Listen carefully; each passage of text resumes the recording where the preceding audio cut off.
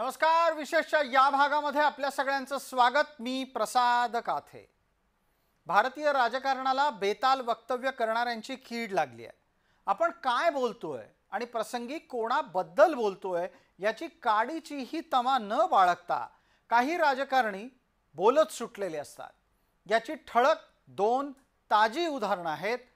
एक आहे कर्नाटकचे काँग्रेसचे आमदार के मंजुनाथ आणि दुसऱ्या बाजूला आहेत भाजपाच्या मध्य प्रदेश सरकारातले मंत्री विजय शाह.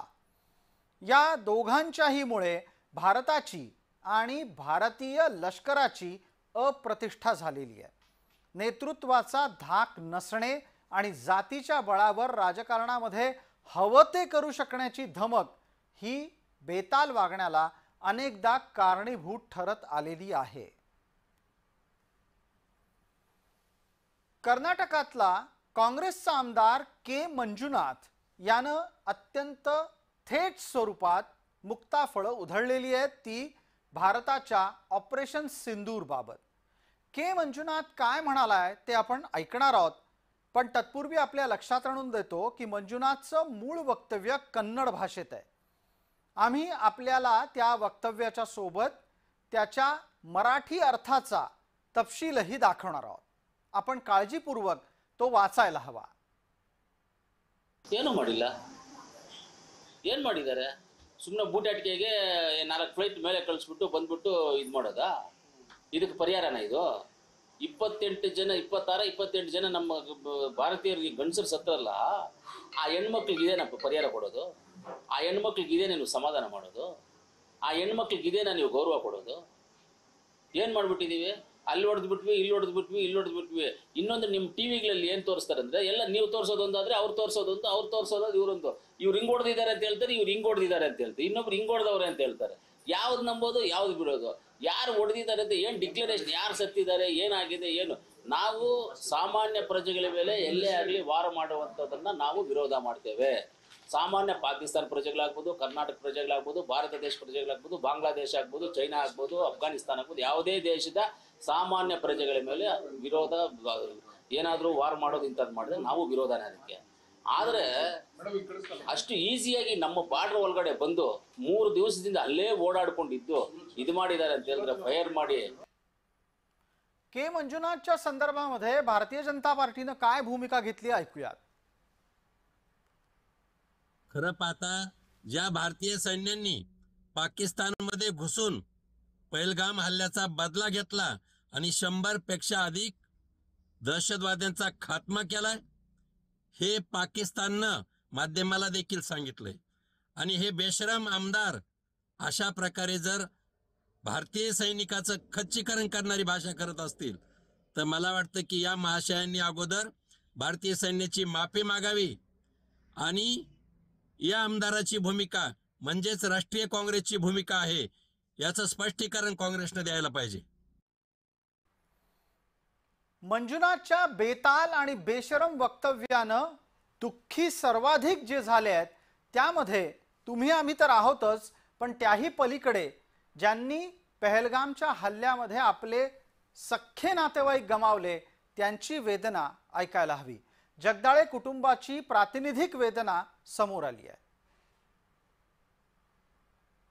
जर कोणी मीडियामध्ये आणि किंवा कोणी आम्हाला जर असं विचारत असेल की धर्म विचारून, कुठलेही पॉलिटिशियन जर विचारत असतील की धर्म विचारून मारलं का, धर्म विचारून मारलं का, त्यांनी आमच्या पुढ्यात यावं. आम्ही सांगतो, कारण आम्ही साक्षीला आहेत आणि तिथे छोटी छोटी मुलं सुद्धा साक्षीला आहेत. सगळेजण तिथे एकच वाक्य बोलतात, म्हणजे वेडे किंवा मेंटल नाही. हे जे आम्हाला ट्रोल करतात ना पॉलिटिशियन, धर्म विचारला का, मग धर्माचा कशाला प्रसार करतात, त्यांनी आम्हाला धर्म विचारूनच मारले, माझ्या मिस्टरांना आणि बाकीच्या 26 जणांना. त्यांचं एक नेहमी स्वप्न होतं की ते माझ्या मुलीला म्हणायचे की जर मी कधी म्हातारपणी आजारी पडलो, म्हातारा होऊन जर बेडला खिळखिळलो तर मला तसं मरायचं नाही. तुम्ही सरकारला सांगा मला बॉम्ब लावा आणि अतिरेक्यांच्या तळावर टाका. कमीत कमी 50 तरी 100 तरी अतिरेकी मी मारून मारेल. पण आज माझ्या मिस्टरांचं बलिदान वाया गेलं नाही. मोदी सरांनी बदला घेतला आणि 100 अतिरेक्यांना मारले. आज त्यांचं स्वप्न पूर्ण झाले. एकीकडे के मंजुनाथ आहे काँग्रेसचा आमदार, तर दुसरीकडे भाजपचा मंत्री. भाजपचा मंत्री विजय शाह हा मध्य प्रदेशच्या सरकारमधला एक महत्त्वाचा मंत्री आहे. या विजय शहानं पण केलेली आणि उधळलेली मुक्ताफळं काही कमी नाहीत.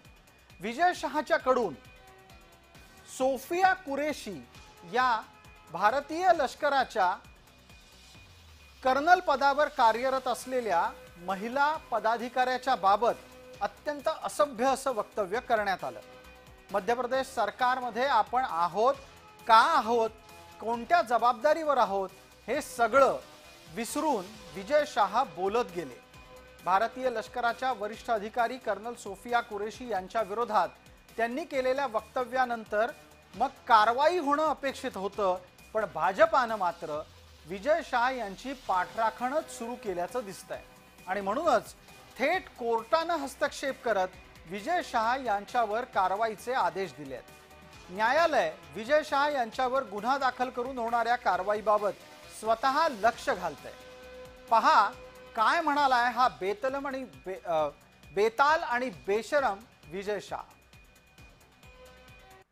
जिन्होंने हमारी बेटियों के सिंदूर उजाड़े थे, वही कटे पिटे लोगों को हमने उन्हीं की बहन भेज करके उनकी ऐसी की तैसी करवाई.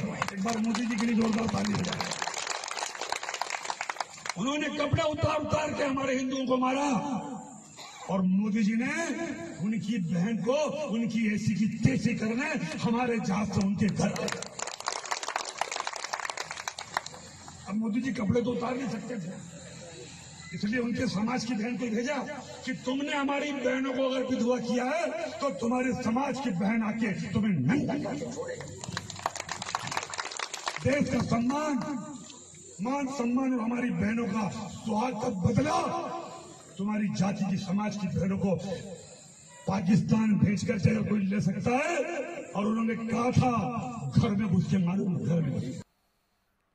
विजय शहाच्या या बेताल आणि बेशरम वक्तव्याचा निषेध सर्वत्र होतोय. भाजपचे कॅबिनेट मंत्री यांनी सोफिया कुरेशी या आतंकवाद्याची बहीण आहे असं बेताल वक्तव्य केलं. खरं तर याला देशद्रोहाचा गुन्हा भारत सरकारने ताबडतोब दाखल केला पाहिजे. मध्य प्रदेश सरकारमधनं या मंत्र्याला ताबडतोब बडतर्फ केलं पाहिजे. आणि माझी तर विनंती आहे भारतीय लष्कराला की त्यांनी सुमोटो जाऊन या विजय शहा सारख्या बेताल वक्तव्य करणाऱ्या भाजपच्या नेत्याला लष्कराने त्याच्यावर दावा दाखल केला पाहिजे, त्याच्यावर खटला दाखल केला पाहिजे, त्याच्यावर देशद्रोहाचा गुन्हा दाखल केला पाहिजे आणि त्याला तुरुंगात घातलं पाहिजे. कारण सोफिया कुरेशी सारख्या अशा अनेक बहिणी आहेत ज्या देशाकरता सीमेवर लढतायत, आपल्या देशाचं रक्षण करतायत. अशा सगळ्या बहिणींबद्दल हे वक्तव्य केल्यासारखं अख्ख्या जनमानसामध्ये त्याची प्रतिक्रिया उमटते. या विजय शहाला भारतीय जनता पक्ष काही करणार नाही, त्यांना पाठीमागेच घालणार, त्यांना कुठलीही शिक्षा देणार नाही. आणि कुठेतरी हा विषय डावलून दुसऱ्या विषयाला वाटा फोडायच्या आधी भारतीय लष्कराने, भारत सरकारने आणि माननीय सुप्रीम कोर्टाने या विजय शहा सारख्या नेत्याला, भाजपच्या या नेत्याला तुरुंगात घातलं पाहिजे. भाजपचे नेते विजय शहा यांनी जे कर्नल सोफिया कुरेशी यांच्या विरुद्ध स्टेटमेंट केलंय ते अतिशय निषेधार्थ आहे. त्या स्टेटमेंट बद्दल त्यांनी आज कितीही माफी मागितली असली तरी त्यांच्या बोलण्यातनं जे निष्कर्ष निघाले आहेत ते एकच सांगतात की भाजपमध्ये आजही बेताल वक्तव्य करणारी मंडळी आहेत. या आधीही महाराष्ट्रामध्ये सैनिकी कुटुंबाबद्दल बेताल वक्तव्य केले गेलेत, त्यांच्या पत्नीबद्दल बेताल वक्तव्य केले गेलेत. याचा तमाम जनतेनं निषेध प्रत्येक वेळी व्यक्त केला गेलाय. तरी देखील अजूनही विजय शहा यांच्यावरती कारवाई केली गेली नाहीये. भारताची क्षमता काय आहे हे दाखवण्यासाठी त्यांनी आपल्या भारताच्या अभिमान वाटावा आपल्या भगिनीचा, अशा आपल्या सोफिया कुरेशी यांच्या विरुद्ध बोलताना त्यांनी भान ठेवलं नाही. आणि त्याचाच परिणाम आज ते माफी मागतायत. का माफी मागताय? कारण तुम्ही चुकलात आणि याची शिक्षा भाजपने त्यांना का देऊ नये. विशेषतः या भागामध्ये तुर्तास इतकंच. आपण पाहत रहा फक्त जय महाराष्ट्र.